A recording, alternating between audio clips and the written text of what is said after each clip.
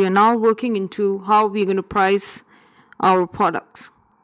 In this chapter, you're going to talk about price is the value that is paid to receive a product or a service. Organizations set price for goods and services for two main reasons: profit-oriented, to make a profit or cover some or all expenses; non-profit-oriented, not in order to cover expenses. These would be nominal. So you have pricing strategies set for two instances. One is profit and one is non-profit. Setting a price for a product or a service depends on a number of factors, both internal and external. Both internal to the organization and external to the organization, you come up with the decision that we need to change or improve the price of a product. The strategy that is used to set a price of a product is called the marketing mix. Okay, so what we do is we take the elements of the marketing mix, like price is only one of the elements of the marketing mix. However, it is the only element that generates revenue. This is a very important chapter when we want to understand how products actually give you revenue.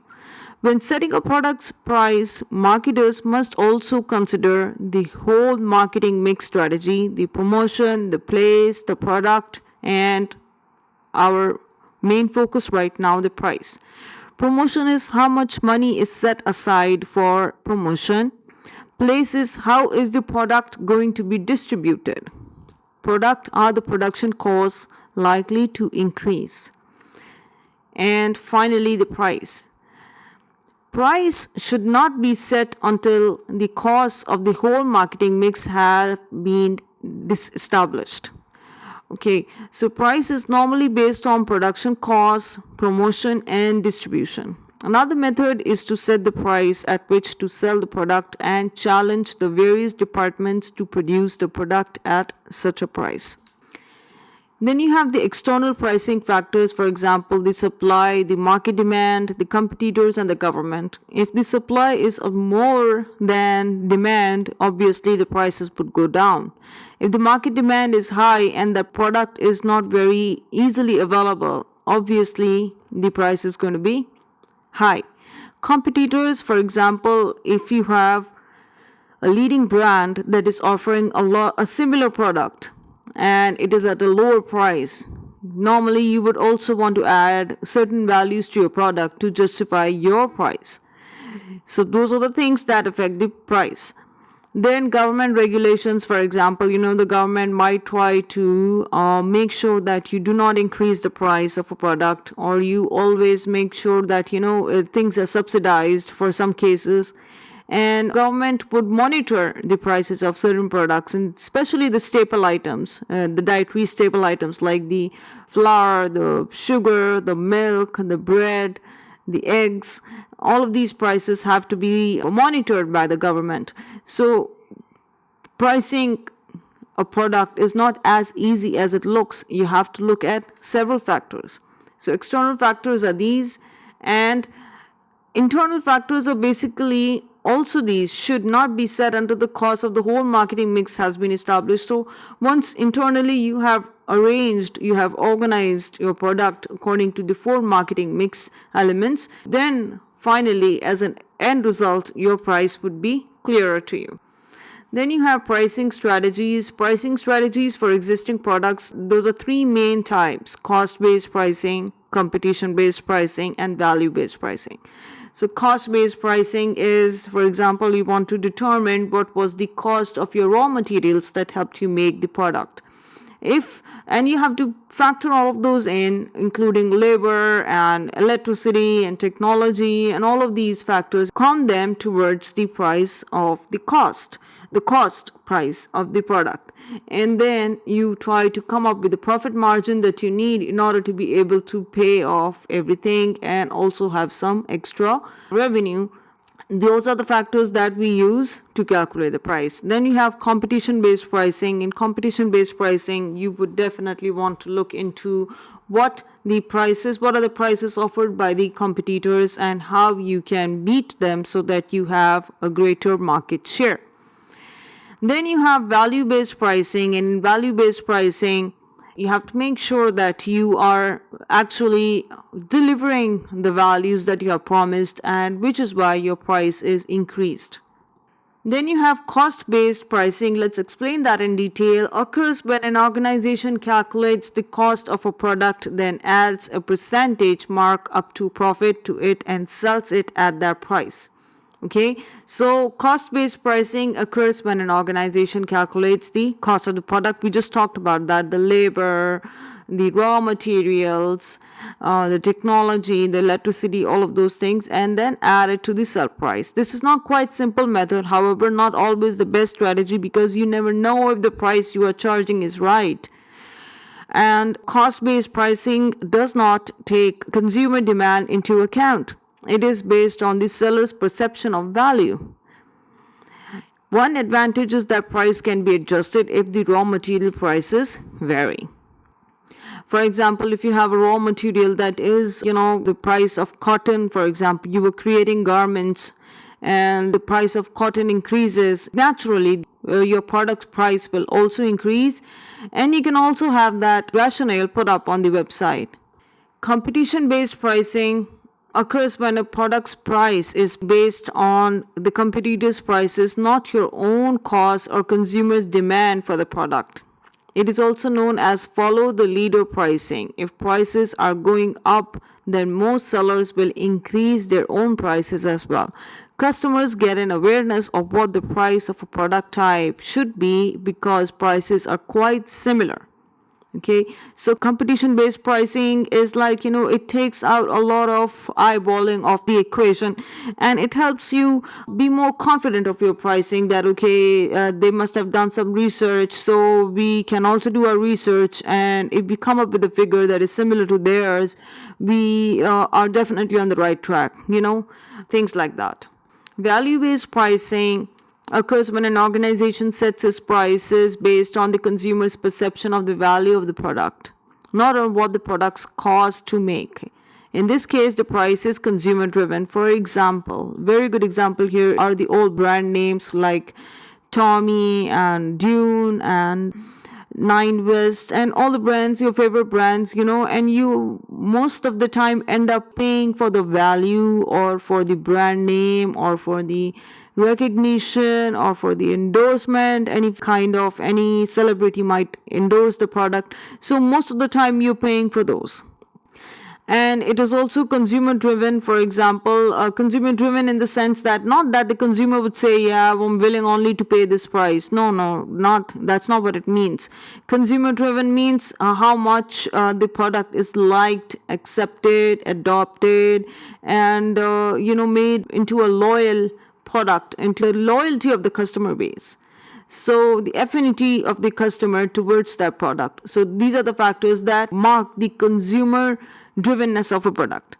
Perceived value, customer's perception of value is how the customer decides if the price charged for a product or service matches the benefits and satisfaction received. Again, you need to be able to look at the values that you are adding to the product, and if the value added is perceived well, which means that the value added to the product is being perceived accurately by the customer in the same way, and they acknowledge that whatever value was added indeed does benefit them in the way that was intended, then thumbs up, you have actually increased your sales or increased your price on the product successfully without any kind of objections from anybody.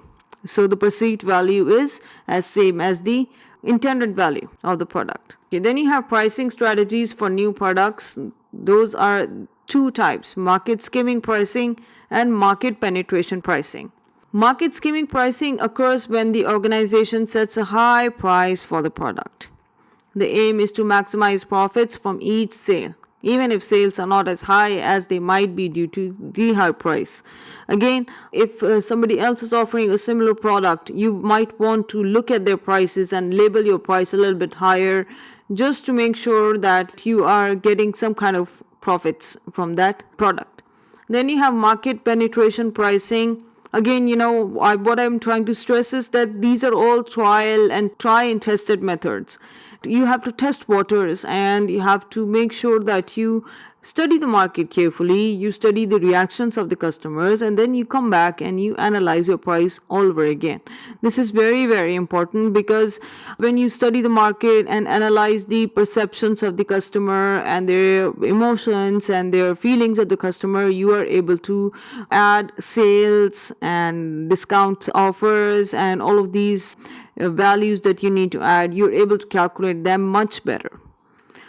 Market penetration pricing occurs when an organization sets a low price for its new product, just so that it can penetrate in the market. Sometimes some manufacturers also add a completely free product.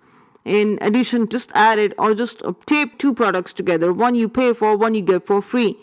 And both are, distinctly different products, but they may be related. For example, detergent, some kind of new shampoo might be added, a small bottle of shampoo might be added detergent, just so that this customer would try it out, and they would try it out for free. Another strategy for market penetration is the introductory price offer, that price that stays the same for a couple of weeks, and after that the original price comes up. So within these 2 weeks or 3 weeks, customer gets one product, they like it, they come back and they buy 5-6 of it. And then by that time, they're so hooked to the product that when the price goes back to the original price, they are willing and more than happy to pay for the original price. So that's the market penetration pricing. The aim is to attract as many buyers as possible in the shortest time to obtain a high market share. Okay, the idea here is to hook the customer to your product. Strategies for adjusting pricing. Companies need to plan price adjustment strategies for seasonal variations in demand. There are 6 main variation strategies: discount pricing, psychological pricing, promotional pricing, segmented pricing, geographical pricing, and international pricing. So as I said, that you have to constantly survey, listen to the market, listen to the customers, and have a lot of multiple channels of communication open with the customer, so that they can get in touch with you somewhere or the other, and they can report their feelings towards the product and its price and its quality and its usability, and they should be able to suggest improvements, and you need to be able to take those suggestions and then integrate it into the product again, including the price.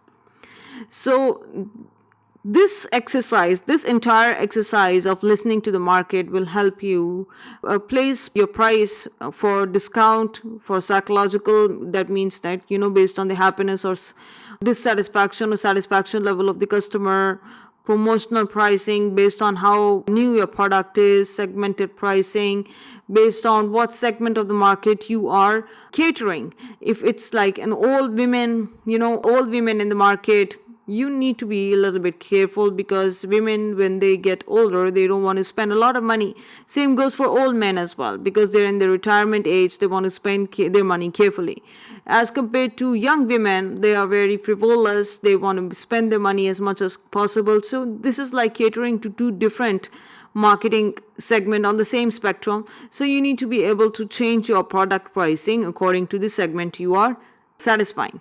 Then you have geographical pricing, based on the location of the customer, the kind of all the demographics of the customer. For example, their education level, their race, ethnicity, their job status, and all of these things come into play.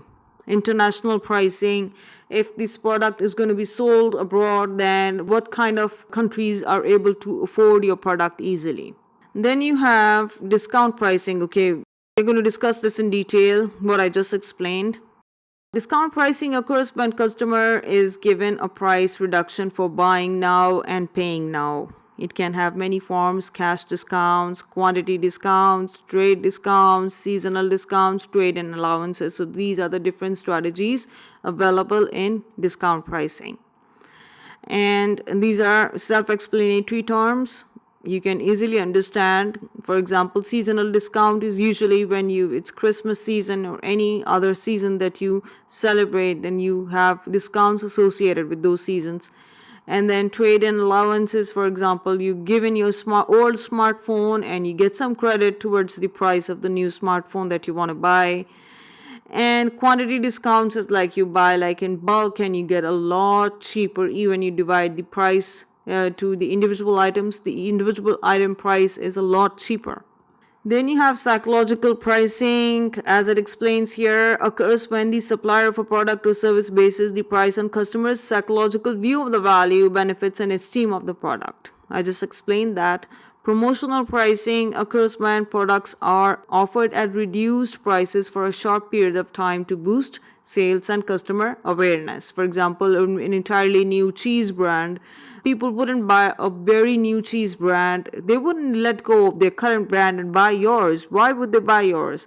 But if you offer them the cheese for free as a small cheese in a small packaged product, or if they could be promotional, those ladies and gents that stand in the grocery stores with their stands and they offer things for free, customers to try out, those kind of strategies are contribute to the promotional pricing.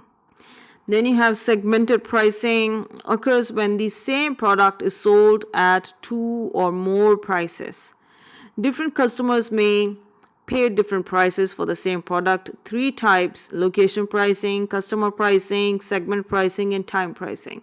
So these are the three different kinds of segmented pricing. Lastly, we have the geographical based or geographical pricing based on where the customers are different. Based on where the customers are, different regions may require different prices.